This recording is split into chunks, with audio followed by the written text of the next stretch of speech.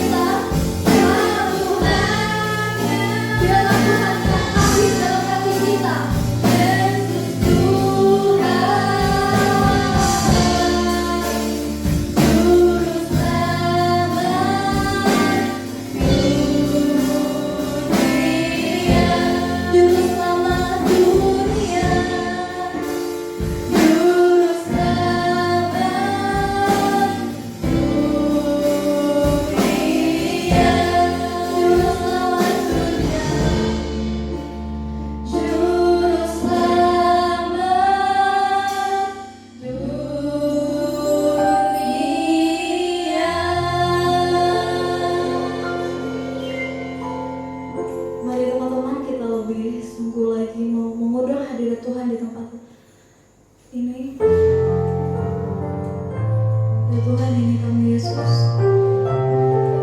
Kami mau menyembah-Mu lebih lagi Tuhan. Kita angkat pujian.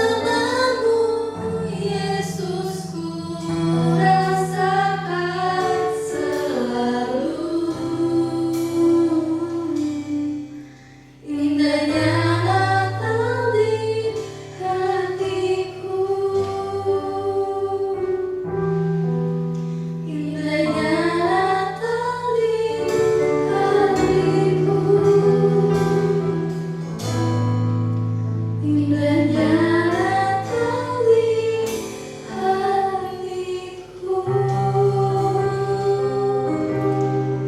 Terima kasih Yesus, terima kasih Tuhan. Inilah pujian penyembahan kami Tuhan, karena berkenan di hadapan-Mu Yesus.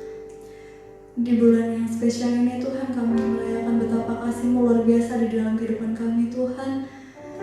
Sebentar lagi kami mau mendengarkan sebagian dari firman-Mu Tuhan. Kau berkati Tuhan, Kau siapkan tanah hati kami Tuhan, agar firman-Mu dapat tertanam di dalam hati kami, dan kami dapat melakukannya dalam kehidupan kami sehari-hari Yesus. Terima kasih Tuhan, Kau berkati setiap kami Tuhan. Kami siap mendengarkan firman-Mu. Hanya di dalam nama-Mu Tuhan Yesus Kristus. Haleluya. Amin. Shalom remaja Gereja Jember, salam sejahtera di dalam kasih Tuhan kita Yesus Kristus. Kita patut bersyukur kepada Tuhan karena Dia masih memberi kita kehidupan, Dia masih memberi kita kekuatan, bahkan Dia masih memberikan kita sukacita karena kita masih boleh merayakan Natal di akhir tahun 2020 ini. Walaupun mungkin Natal tahun 2020 ini agak sedikit berbeda kondisinya, tetapi mari kita memanfaatkan momen ini sebagai sarana atau sebagai tempat di mana kita bisa merefleksikan Natal dengan lebih hikmat ya. Mungkin seringkali kita merayakan Natal dengan berbagai hiruk pikuk, kemeriahan, pesta, keindahan, lampu-lampu Natal sebagainya. Tetapi mari kita lebih hikmat, lebih kusuk lagi untuk menghayati bagaimana Natal sejati di dalam hidup kita sebagai umat-umat Allah. Dan Natal remaja pada tahun ini bertema The Greatest Gift, hadiah terbesar yang bisa kita terima. Apa sih sebenarnya hadiah terbesar itu? Mari kita langsung saja membuka ayat kita, satu ayat yang sangat terkenal, yaitu di dalam Yohanes 3 ayat yang ke-16. Mari kita baca bersama-sama dalam hitungan yang ketiga, kita baca dengan bersuara. 1, 2, 3. Karena begitu besar kasih Allah akan dunia ini, sehingga Ia telah mengaruniakan anaknya yang tunggal, supaya setiap orang yang percaya kepadanya tidak binasa, melainkan beroleh hidup yang kekal. Ayat ini adalah satu ayat yang paling terkenal dalam seluruh Alkitab. Mengapa bisa begitu? Mungkin saja karena kalau misalnya kita harus meringkas Alkitab kita ambil intisarinya, ayat ini bisa muncul dan bisa menjadi ringkasan dari seluruh kitab kita. Atau alasan lain juga adalah karena ini, teman-teman kalau misalnya membuka Alkitab dari gadget, dari HP, ada ayat itu yang warnanya hitam, ada ayat yang warnanya merah ya. Nah, ayat yang berwarna merah itu adalah ayat-ayat yang diucapkan oleh mulut Tuhan Yesus sendiri.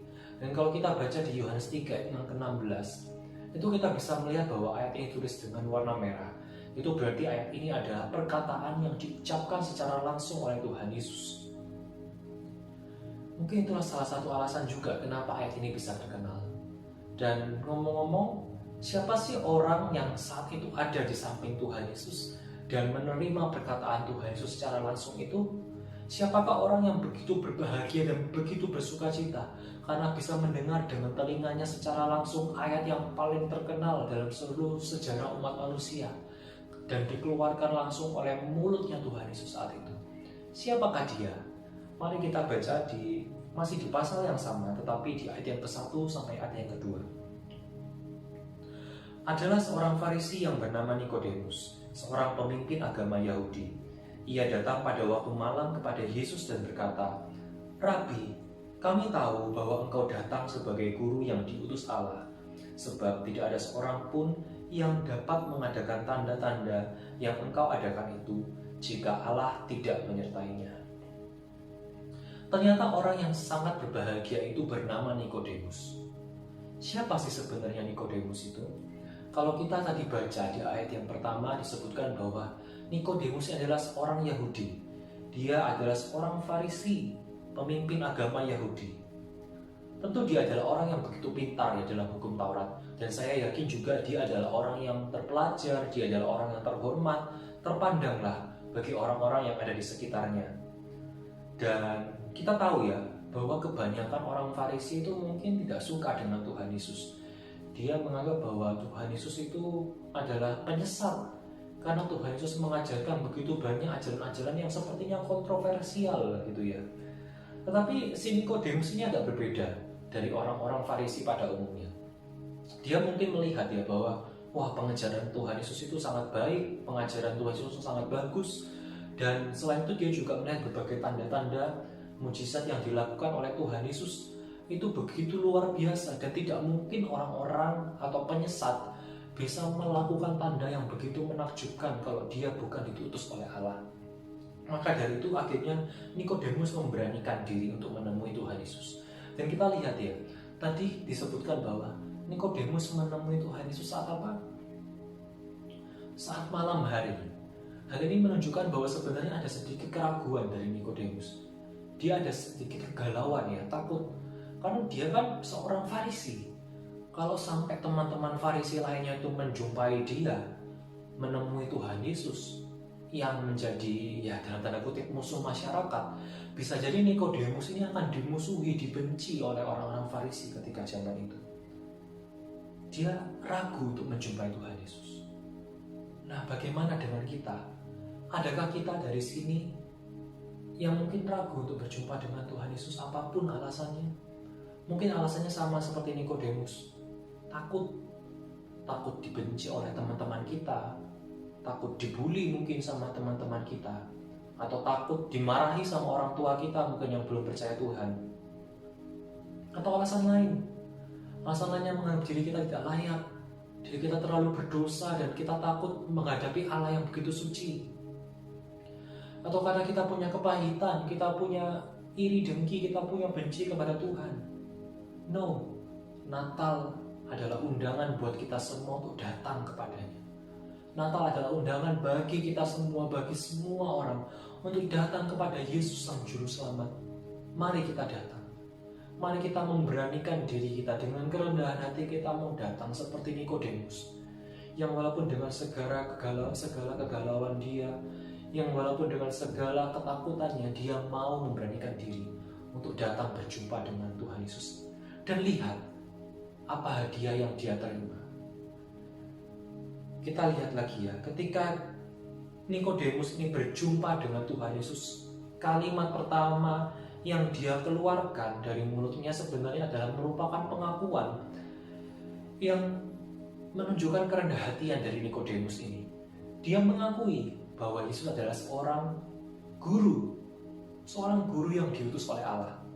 Ini adalah hal yang mungkin agak jarang ya bagi orang Yahudi, bagi orang Farisi khususnya, karena mereka mungkin ya menganggap Yesus mungkin sebagai guru, tetapi guru yang diutus Allah. Tidak semua orang mau mengakui hal itu. Tetapi Yesus dengan Nikodemus dengan kerendahan hatiannya dia mau mengakui bahwa Yesus adalah guru yang diutus oleh Allah. Tetapi di saat yang sama, pengakuan ini juga sebenarnya berisi sedikit keraguan. Nikodemus hanya mengakui Yesus sebagai guru saja. Dia tidak mengakui Yesus sebagai Allah. Dia tidak mengakui Yesus sebagai Tuhan, tidak mengakui Yesus sebagai juru selamat yang dapat menyelamatkan dosa-dosanya. Dia memang berisi kegalauan ya dalam hatinya, dalam pikirannya, dia memang lagi galau. Tetapi Tuhan Yesus tidak membiarkan kegalauannya begitu lama. Dalam ayat-ayat yang selanjutnya sampai ayat yang ke-16 yang tadi kita baca bersama-sama, Yesus menyatakan bahwa begitu besarnya kasih Allah akan dunia ini, sehingga ia mengaruniakan anaknya yang tunggal, yaitu Tuhan Yesus sendiri, untuk menyelamatkan setiap orang yang mau percaya kepadanya. Dia menjawab kegalauan, keraguan daripada Nikodemus, bahwa di dalam dia ada keselamatan, di dalam dia ada anugerah Allah, kasih Allah yang begitu besar, dan barang siapa yang mau percaya kepadanya bisa memperoleh hidup yang kekal. Jadi Yesus sendirilah adalah hadiah terbesar yang Allah berikan kepada kita manusia. Yesus adalah hadiah terbesar yang kita bahas itu. Dia diberikan oleh Allah. Dia adalah His only begotten Son. Dia adalah anaknya yang tunggal. Tahu artinya tunggal ya? Tunggal itu berarti satu-satunya. Satu-satunya, tidak ada yang lain. Tapi hadiah itu diberikan kepada kita manusia. Untuk mengetahui ya bagaimana begitu besarnya hadiah yang Tuhan berikan kepada kita itu, untuk lebih lebih menghayati betapa besarnya hadiah Kristus itu buat kita manusia ini. Ada dua cara. Yang pertama adalah dengan mengetahui bahwa ya memang hadiah itu adalah hadiah yang besar. Hadiah itu adalah hadiah yang agung. Misalnya gini ya, saya kasih ilustrasi. Saya lagi berbaik hati nih ya. Saya mau memberikan hadiah kepada seorang remaja. Dan bayangkan saja remaja ini bukan remaja yang sangat melek teknologi ya. Mungkin dia berasal dari kota yang kecil atau dari desa begitu, dan dia tidak terlalu paham lah tentang teknologi. Saya memberi dia pilihan ya. Saya mau ngasih ke dia HP, tapi dia harus memilih antara dua HP. Yang pertama saya sebut merek ya. Yang pertama Huawei, tipenya Mate 40 Pro. Oke. Saya mau kasih pilihan yang pertama Huawei Mate 40 Pro. Lalu yang kedua iPhone tapi yang seri 8, yang iPhone 8 ya. Saya mau memberi dia pilihan, dia boleh bebas memilih. Nah, rasa-rasanya kalau misalnya dia ini diberi pilihan seperti itu, dia bukan anak yang sangat mengerti tentang teknologi, kok saya cukup yakin kalau dia pasti akan memilih iPhone ya. Karena iPhone itu ada logo Apple yang begitu terkenal dan semua orang mungkin sudah tahu logo itu, dan dia akan paham bahwa Apple itu adalah lebih luxury ya, lebih mewah gitu daripada Huawei.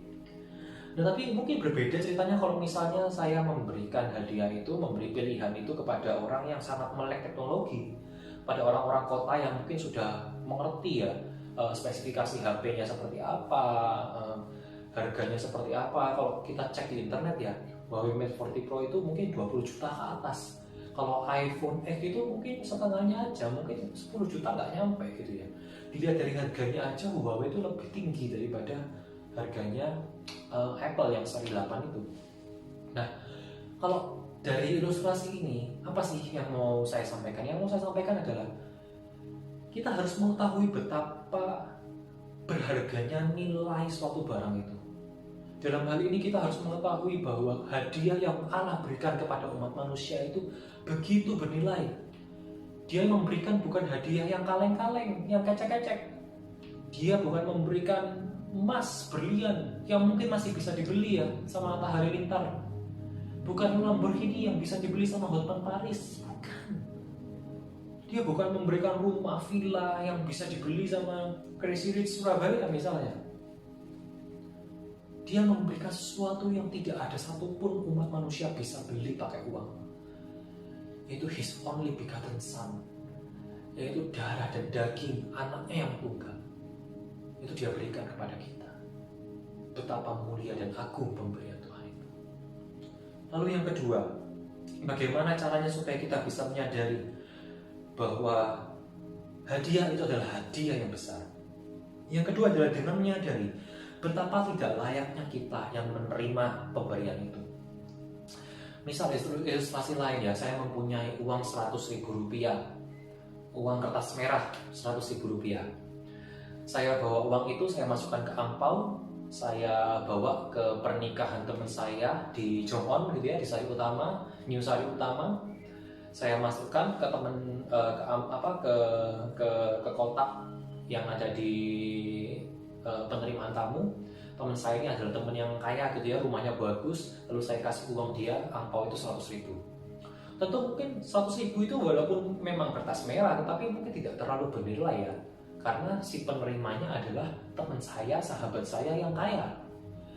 Coba bandingkan ya, kalau misalnya uang yang sama 100.000 itu saya bawa, saya lagi nyetir mobil, kemudian ada di lampu merah persimpangan jalan, ada orang-orang minta, saya kasih uang saya 100.000 itu kepada dia.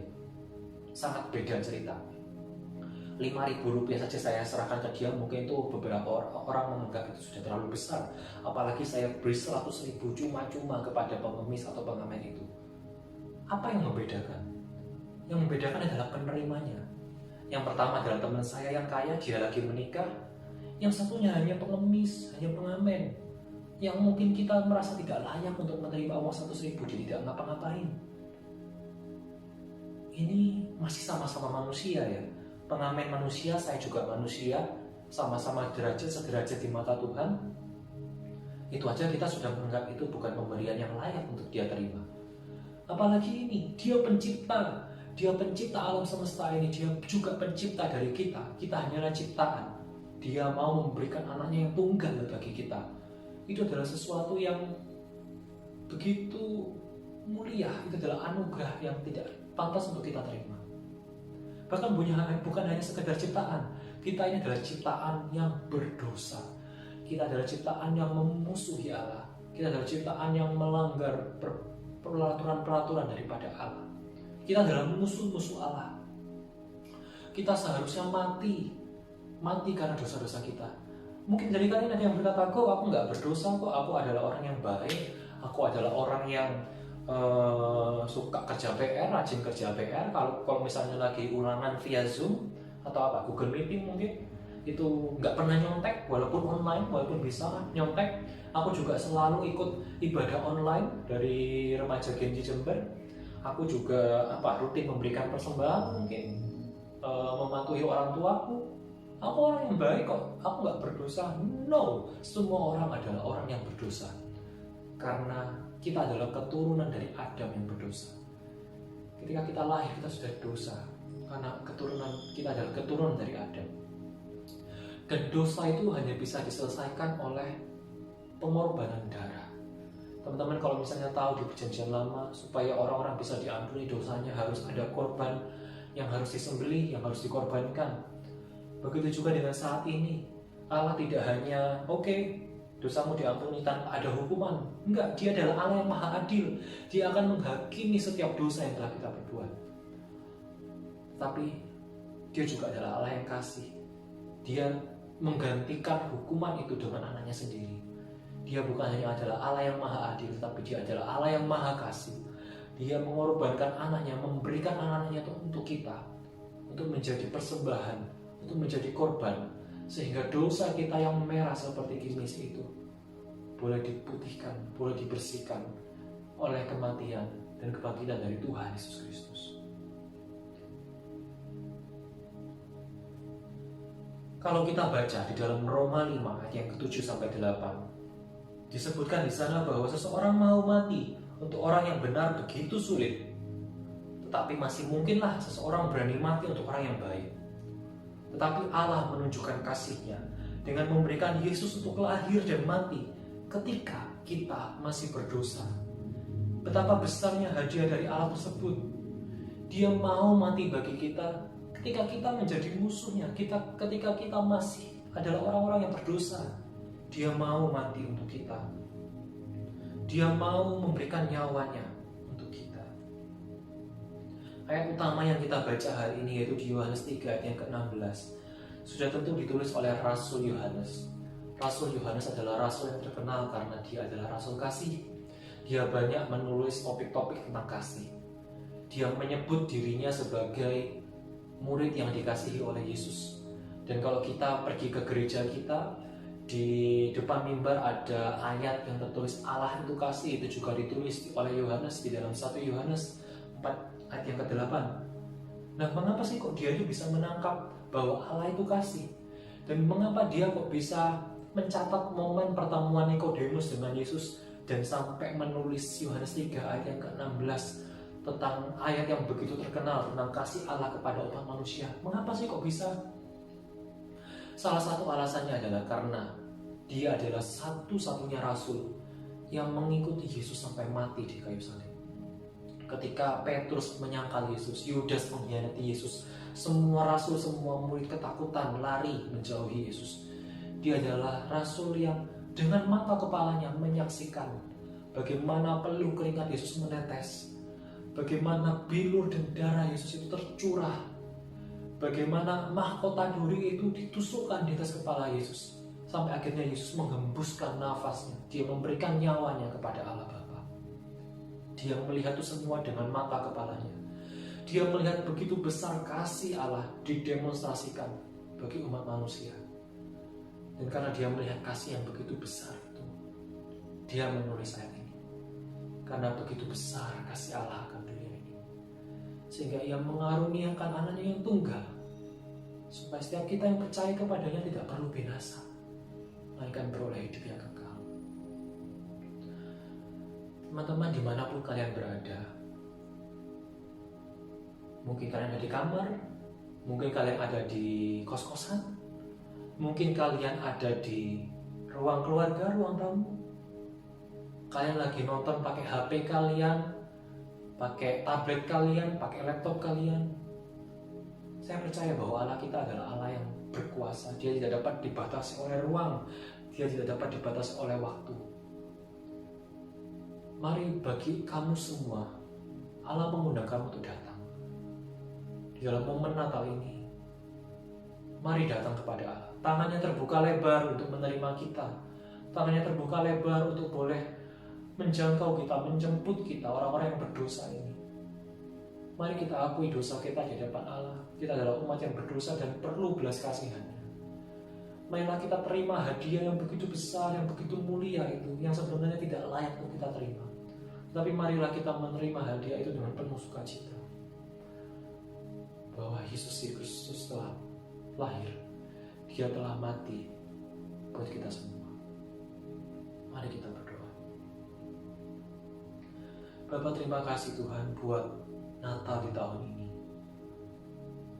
Kami hanyalah manusia berdosa yang tidak layak, Tuhan. Kami tidak layak dan tidak pantas, Tuhan, untuk menghampiri tatamu yang kudus. Tapi biarlah anugerah-Mu itu cukup bagi kami, Tuhan. Biarlah dosa kami ini boleh Engkau ampuni, Tuhan, dengan darah-Mu yang tercurah di atas kayu salib, dengan pengorbanan-Mu yang sempurna di atas kayu salib. Ampunilah kami orang berdosa ini. Yesus, lahirlah ke dalam hati kami. Jadilah Tuhan dan Raja atas hati kami, Tuhan. Biarlah Engkau menjadi Tuhan dan Juru Selamat atas hidup kami. Dan biarlah kami boleh menerima hadiah yang terbesar di dalam hidup kami. Terima kasih Tuhan, terima kasih. Kami menyerahkan hidup kami dalam tangan-Mu. Di dalam nama Tuhan Yesus Kristus, Allah yang menjadi manusia dan yang menjadi Tuhan atas hidup kami sudah berdoa. Amin. Selamat Natal. Kiranya Tuhan memberikan kita sukacita dan hadiah yang luar biasa itu boleh kita terima di dalam Natal tahun 2020 ini. Terima kasih.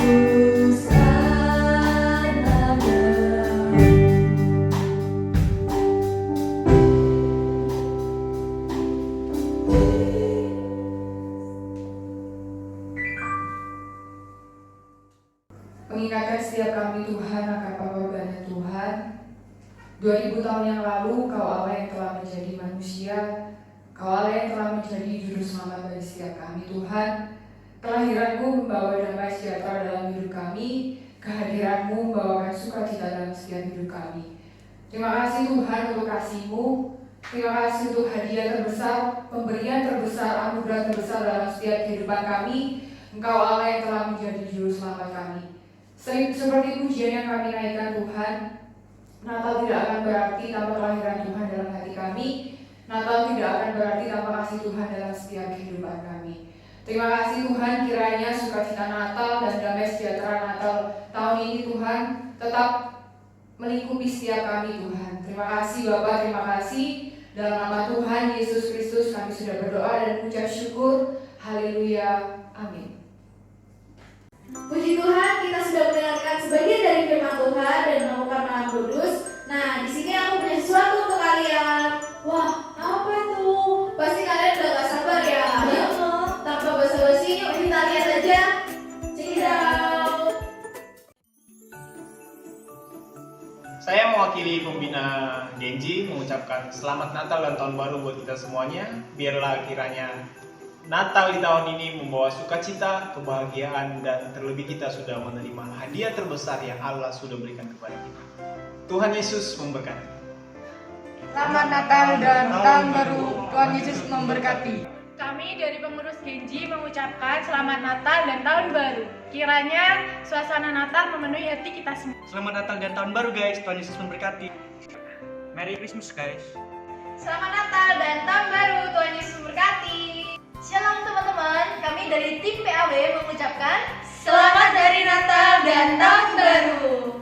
Kiranya Natal ini bisa mengingatkan kita bahwa Tuhan sudah lahir dalam dunia, dan kiranya bukan hanya di hari Natal, tapi Tuhan selalu lahir di hati kita setiap harinya. Sekian dan terima kasih, Tuhan Yesus memberkati. Dadah.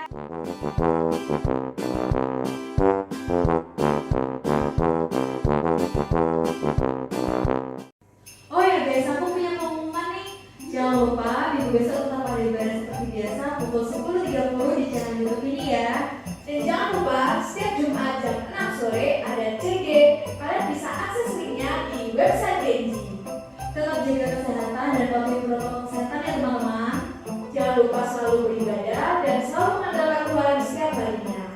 Sebelum berbicara kepada hari ini, kita mau undang Kak Maria untuk pimpin dalam doa berkat.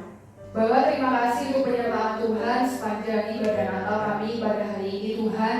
Kau yang memberkati setiap kami, Kau yang menyertai setiap kami, baik kami yang menyaksikan secara online maupun kami yang ada di tempat ini. Kiranya Tuhan dan kesejahteraan daripada Tuhan selalu melingkupi kami Tuhan. Terima kasih untuk sukacita Natal yang Kau berikan bagi setiap kami. Terima kasih untuk hadiah terbesar dalam setiap kehidupan kami.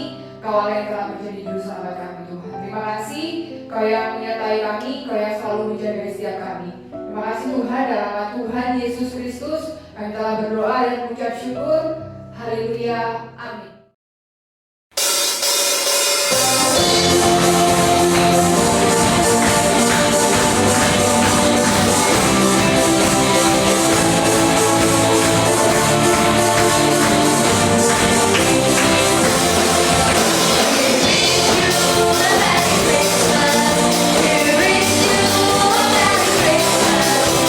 Wish you a Merry Christmas and a Happy New Year.